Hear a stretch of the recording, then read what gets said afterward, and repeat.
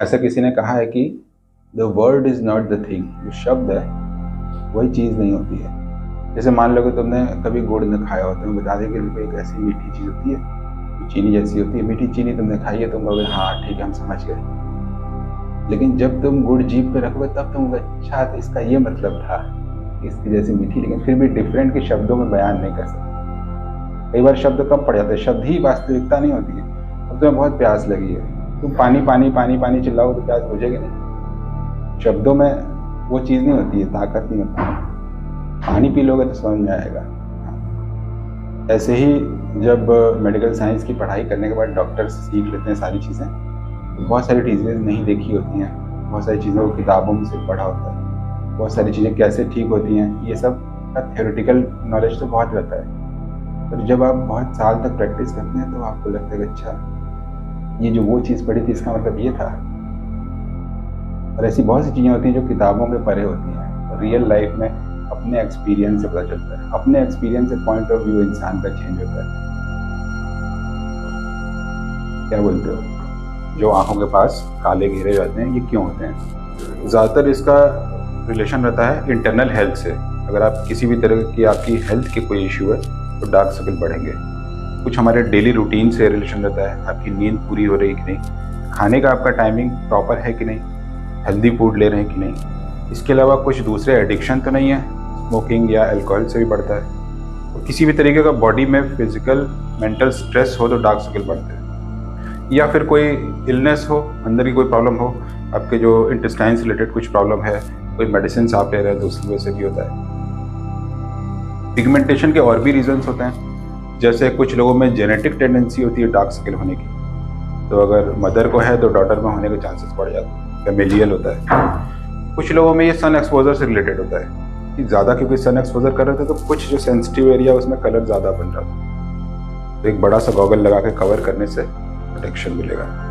कुछ लोगों में ये एलर्जी की वजह से भी होता है, डर्मेटाइटिस एक तरह की एलर्जी होती है, पेरी ऑर्बिटल डर्मेटाइटिस, इतनी एरिया में एलर्जी होती है, इसकी वजह से वहाँ पर ज़्यादा ब्लड फ्लो होता है, ज़्यादा पिगमेंट बनता है और ये एरिया हमेशा डार्क दिखता रहता है। कुछ लोगों में रबिंग और की वजह से भी वो फ्रिक्शनल एक्टिवेशन होता है मेलनोसाइट्स का, कि आप आंखों को बार बार खुजलाते हैं, टच करते हैं, वो एरिया डार्क हो जाता है। तो बहुत सारे ऐसे रीजंस हैं।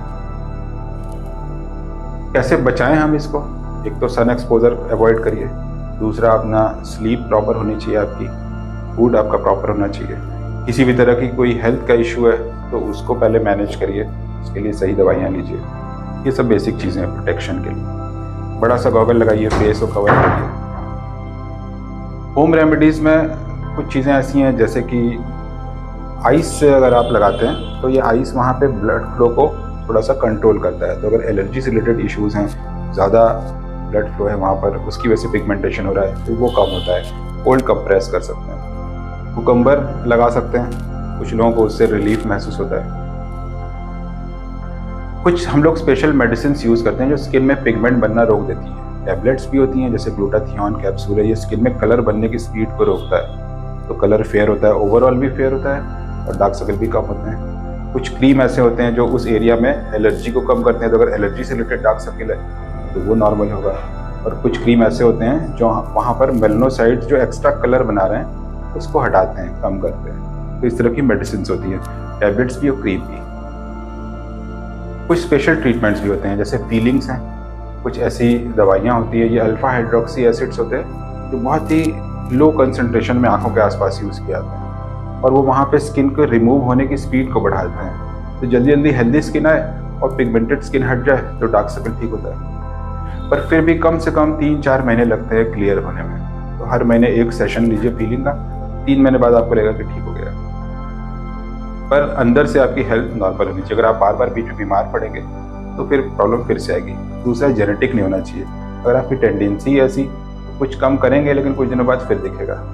तो ऐसे लोगों को जिनको जेनेटिक टेंडेंसी है ज़्यादा दिनों तक मेंटेनेंस क्रीम लगाना पड़ता है। और लेटेस्ट चीज़ों में लेज़र्स भी हैं और एक PRP इंजेक्शन है। प्लेटलेट्स की ये खासियत होती है कि जब उन्हें मेलनोसाइट्स के पास स्किन की ऊपर की लेयर में लगाया जाता है तो कलर बनना रुक जाता है। तो वो इंजेक्शंस होते हैं जो आंखों के आसपास डार्क सर्कल में लगेंगे, तो यहाँ की स्किन जो बहुत ज़्यादा डार्क थी धीरे धीरे फेड होकर के फेयर हो जाएगी। PRP इंजेक्शन फेस में भी किया जाता है, जहाँ पर मेलाज्मा है या ज़्यादा डीप पिगमेंटेशन है उसमें इंजेक्शन लगाने से सॉल्व होता है। और अब तो ब्लड फेशियल आ गया है, जो एक्चुअली ब्लड में प्लेटलेट सेल्स होती हैं उसी से फेशियल करते हैं, और ये प्लेटलेट्स पे मौजूद ग्रोथ फैक्टर जो होता है वो पिगमेंटेशन को कम करता है। तो ये वो लेटेस्ट चीज़ें हैं जिससे कि डार्क सर्कल ठीक होता है।